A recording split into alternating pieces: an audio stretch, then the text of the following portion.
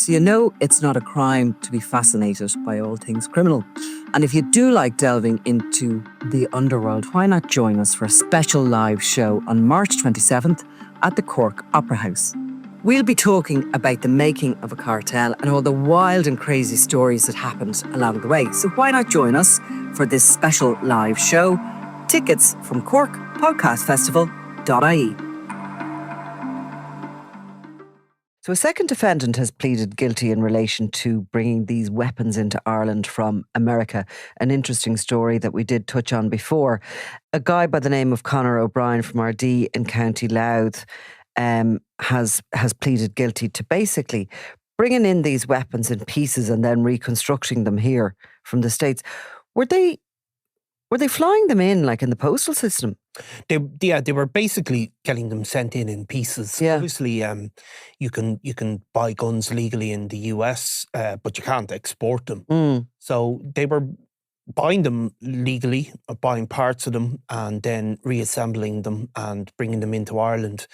Now, the range of guns is quite incredible. Not that I'm a gun nut that knows all about these things, but they were bringing in semi-automatic pistols, Luger caliber semi-automatic pistol.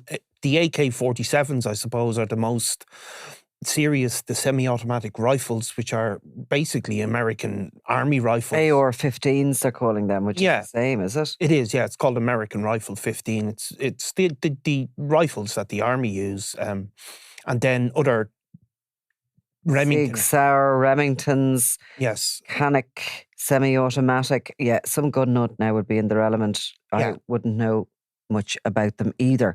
But yeah, that's the problem. You see, if you look at what Eoin Grillo was referring to in his last piece of work, I can't remember exactly the name of the book, he's of course based in Mexico, was the fact that there was basically this flood of weapons coming from the States into Mexico, because of course they were buying them legally. They were going over the border, buying them legally, smuggling them into Mexico. Huge amount of damage and cartel warfare caused from it. And then a flood of drugs flown back the other way. So it was like a river, nearly. Yeah. And obviously the same situation can happen here if you can fly them in bit by bit and then put them together. Exactly. And I mean, they can be bought, as I said. I think these guns were, a lot of them were being bought in Las Vegas, actually, funnily enough, for whatever reason, or the components were being bought. Now, this is over a period between February 2023 and July 2024.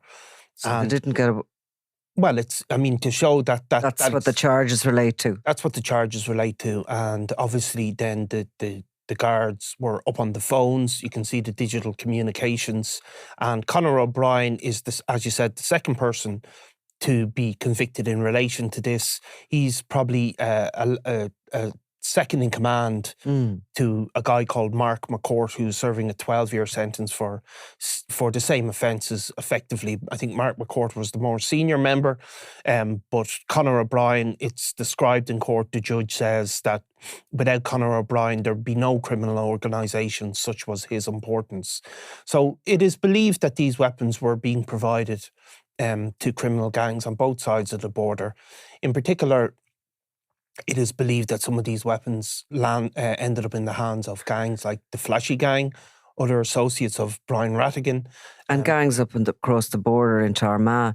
Were the weapons seized, or was it purely communications that they realised that the weapons were coming in? No, they seized some of them. Yeah, they seized a huge amount of the weapons in a raid in County Louth. But these guys, again, they've not just been charged solely with possession of the weapons. Now, the charges are really long and complicated, but they've basically also been charged under the anti-gangland laws, which is that they participated in the commission of a criminal organisation to bring these weapons into the country. So they're being prosecuted as an organised crime gang, Conor O'Brien and his co-accused Mark McCourt, because they were a separate entity who effectively made a lot of money selling these weapons to criminal gangs. So in court, it was described how these weapons were found in this sort of storage shed in the Blackstick area of RD, which had been rented by O'Brien.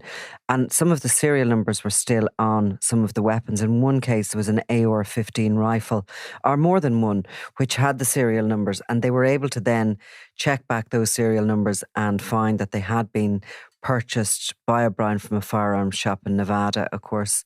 That's where Vegas is in 2020, in February of 2023. I don't totally understand how they came into the country. I mean, they could not have possibly those bits come in through the postal system, pieces of metal, etc. I mean, they must have smuggled them in some way, although not, in one piece. No, but I mean, there are components that can be brought in for sure. Like, for example, I don't know this exactly, but say a telescopic lens, there'd be no restriction on bringing something like that in. But either way, they certainly were using the postal system to bring in some parts of it, and maybe other. It's extraordinary, isn't it? Yeah. But I suppose there's so much, nowadays with so much online and Amazon and shopping and everything, there is so much now coming through the postal service. Oh, totally. More than ever before, packages, items. Everything is sort of shipped or posted or couriered. Oh, sure. We get an email every week from Revenue listing all the stuff that they've seized. And that's only a portion of it. But I mean, it's like everything from designer clothes or designer clothes to cannabis. A huge amount of cannabis coming in through the courier system or the postal system. Yeah. Obviously, the person who posts it is at almost no risk. It's the person who collects it. It suffers some risk. So obviously you're not going to bring in huge amounts that way, but with guns, there's obviously is a huge amount of money to be made with each single pistol. And, the guards described how when they raided this property in RD, they found a suitcase of firearms and handguns, which were semi-automatic pistols and military-grade rifles. And they then obviously had the phone conversations as well, where these guys are running a business and offering them to these criminal organizations. And in court it was said, without Conor O'Brien, there'd be no criminal organization such was his importance, said the detective inspector, adding that McCourt was directing operations in Derry, Armagh, Dublin and Limerick and dealing with Ireland's top criminals. And when he was arrested, O'Brien said he was in fear and a fool and he was going to be battered up and down. And O'Brien told Gardaí he was pressured into going to America to get the guns. But, his defence said, basically said he had a lesser role in the criminal organisation, but he was still facing these charges. But I'll just tell you, the kind of money that was to be made in this, because it was also heard in court that McCourt had told one customer that he would throw in 10 pipe bombs as a free gift to seal a 75,000 cash deal to supply guns and ammunition for one particular organisation. Yeah, I mean, it is big money. And of course, the pipe bombs, we've seen again and again how dangerous they can be. Some people get a travel bag of makeup if they buy expensive creams or something. Yeah, exactly. But you're getting 10 free pipe bombs on top of the, But it's interesting, these guys, they're in their early 30s, I think, both of them. And, obviously... Mark McCourt is 34. So if they are operating, they've obviously been caught between this year, basically, a couple of years ago. But if you look at what we always talk about, the vacuum with the Kinahan cartel, because the Kinahan cartel not only controlled the drugs trade, they very much controlled the arms trade as well in Ireland for a long, long time.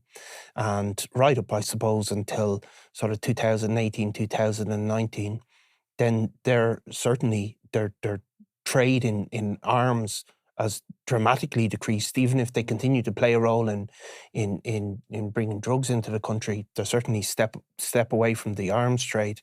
And you have this vacuum. And there you have these two entrepreneurs, for want of a better word. They come up with a scheme, they put it in operation, have their own little, and they're able to make contact with very, very serious criminals and make a lot of money quickly. Guys in their early 30s, when the Kinahans sort of start to fall away in the last decade, and they shoot to the top and are now, of course, shooting right down to the bottom again. For sure. And I mean, look, smuggling weapons from the US where they're legal is nothing new. No. 1987 was it when, with the IRA, there was an attempt to smuggle a massive shipment of weapons into Ireland through Boston. Yeah. Whitey Bulger Yes. was involved, and it all came a cropper off the coast of Ireland when the Marita Ann trawler was seized by the Irish Army.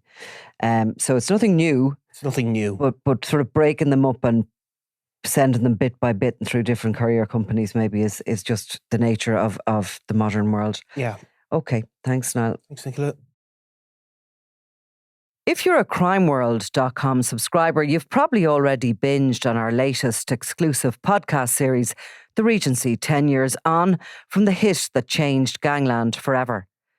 This 6-part anniversary special revisits that fateful day when David Byrne was shot dead at the Northside Hotel, igniting a bloody feud between the Kinahan and Hutch gangs, one of the deadliest rivalries in Irish history. Here's a taste of the new series, exclusive to crimeworld.com subscribers. So that Friday was one of those really quiet days. I mean, we all knew that Daniel Kinahan was in Dublin for the Clash of the Clans boxing weigh-in. At least we knew he was due into Dublin the next day. That Clash of the Clans bout match had been heavily advertised. But the day itself there was just little going on. So there was very little happening that day. It's February. It's kind of a quiet enough time for news in general. And Alan Cherry and Ernie Leslie were on the road. They were at another story actually in Finglas. What was that, do you remember? Well, it was one of these classic sort of district court stories where a guy had, I think some teenagers had thrown stones at his car and he got out and slapped the teenager. Always great kind of human stories because some people feel sorry for the teenagers and some people don't. And so Alan had been out there. But the guy had moved on. He called out to his house to see if he wanted to talk. He'd moved on. He wasn't there. And we discussed going to the Regency earlier. And I said, look, just go along and see what happens. Divert there. We obviously weren't expecting anything. And obviously that point of Alan being there would be the subject of conspiracy, but we'll get into that at a later point. For sure. So it was a case really that day of, one thing hadn't worked out, so go to the next. But also there was definitely a general sense of if we could be there, just in case. Yes, and as you said, to see who was standing beside the Kinahans and who wasn't from that bigger organised crime group. So Alan and Ernie went out. I got a call. I think you got a call almost simultaneously, but I got a call from Alan. I'd spoken to him earlier on the day saying, see what happens. And he phoned me up and said, there's after being a shooting and I think we've got a picture. And I actually went, yeah, very funny. But of course, he stopped me and said, no, I'm serious. We're after, there's some guys come out with a gun, there's shots fired, and there's total and utter chaos. And, our first thought is, get yourself safe. I have to admit, my second thought was, I hope they did get good pictures. But, you're still thinking they have to get safe. I mean, I know you probably got a similar call because Ernie and Alan obviously were in the same Jeep. And of course, Ernie's the guy taking the photographs, yes. So he's on the phone to me. So I actually had gone for a pizza for lunch and I had come back over to the office and the phone rings and it was Ernie. And I answered and he was panicked on the other end of the phone. This was real high octane stuff. And he's still trying to take photos. He's trying to tell me what's happened. He's told me he thinks he's got a good one of one of the shooters as they were running from the scene. He was trying to call up the photograph on the back of his camera. Yeah. Because it would have taken him a while to get it onto a screen, but he'd also sent it into the office. Yeah. You know what I mean? So he was kind of in the middle of doing a number of things. And as I was on the phone to him from memory, the photograph came into the office and we put it up on the big screen. And it was clear to see that this wasn't just one of the shooters as he suspected, but it was two. One of them was dressed as a woman. Which is, of course, there was also this confusing story about guards coming in with weapons and obviously we know now that they weren't ERU guys, they were guys dressed as them. But Alan was telling me this, there was talk of these guards, and then obviously there was, the crowd fleeing from the scene. So it was all confusing. But as you said, Ernie had taken a picture of the back of his camera. People will know what the photographer's cameras look like, and they have a little digital screen. You don't see it in great detail, but we knew this is a once-in-a-lifetime photograph has been gotten. Yeah, as soon as it came in. And of course, look, the newsrooms aren't as busy as they used to be. They used to be very busy, buzzy places with phones ringing everywhere. And it felt like a proper newsroom that day. I remember everybody's phone was going. People were hearing little bits about it. The news was starting to break about it. And of course, we were there sitting in the office with this photo. There's that sort of news sense in you that you want to run this. Yeah. And at the time, we weren't putting stuff up online. This would have been held for the paper on the Sunday, and this is a Friday afternoon. We had something really special here. But we also, I think, knew the guards were going to be desperate for that picture because they were two gunmen running from a scene of a crime. So it was a very compromised situation, and there was a bit of arguments going on, and there was voices were raised. Totally. I mean, because it is complex. I mean, normally the journalism likes to keep itself separate from the Gardaí investigations. So Garda investigations go on and journalism reports on them. But obviously then you're put in this compromising position because you have guys running out visibly with handguns in their hands. And, they're obviously then disappeared into the ether. And you have to have a discussion about what is your civic responsibility in terms of, do you help the guards? You don't want these armed gunmen to run down the street and kill another few people. So it was a complex one, and people were aware straight away that the guards are going to want these pictures and want to use it for their purposes. And we also have our purposes, which is to tell what happened and to report on the news. So there was a conflict straight away. From my memory, as the afternoon went on and I was talking to contacts and to other people who were involved in crime journalism, etc., it became apparent that there were no guards at the weigh-in. That in actual fact, the guards didn't seem to be there at all. They were called literally by the hotel and had arrived in response to what had already gone on. Of course, David Byrne had been shot dead in the reception of the hotel.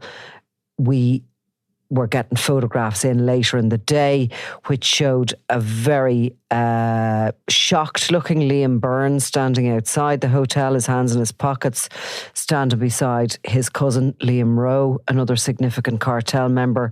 There was no sign of Daniel Kinahan. I was getting calls from people who were telling me that these professional killers had been flown into the country and had already been flown out. There was rumours, there was spin, and also there was the general, I suppose, conversations in regards to, oh my God, what is going to happen next? I mean, all anyone knew for sure was something was going to happen. David Byrne was a very, very senior lieutenant. He was also from criminal royalty from the Byrne family. His brother-in-law is Thomas Bomber Kavanagh. His brother is Liam Byrne, and he's very much at the heart of the Kinahan cartel.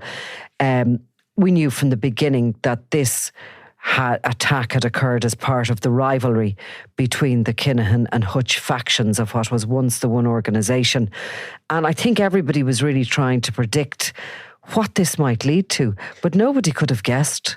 Nobody could have guessed. And of course, those rumours straight away went around. It was straight away focused on the Hutch gang. But at this time, if you remember, while there had been other incidents, for example, an attempted hit on Jerry Hutch in Lanzarote, those incidents weren't always public. People were straight away thinking this isn't the type of normal organised crime operation. They were looking at the weapons, saying, is there a paramilitary organisation involved here? Nobody knew fully. And of course, people what people did fear straight away was, no matter what, people knew how big and how powerful the Kinahans had become, and the likelihood of them not striking back was inevitable. That blood was going to flow. That bit absolutely 100%. But at that very early stage, I recall contacts of mine suggesting that the Hutches were an army. Did they have the backing of the dissidents? Was this going to, were they going to be very heavily armed? Because of that, they had contacts in the north.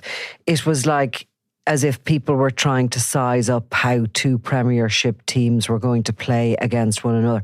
That's what it felt like. You've been listening to an extract from The Regency, 10 years on from the hit that changed gangland forever. Visit crimeworld.com and subscribe to hear the full series now. And you'll also get exclusive access to our other podcast deep dives on the Dapper Don, Christy Kinahan, Thomas Bomber Kavanagh, and more.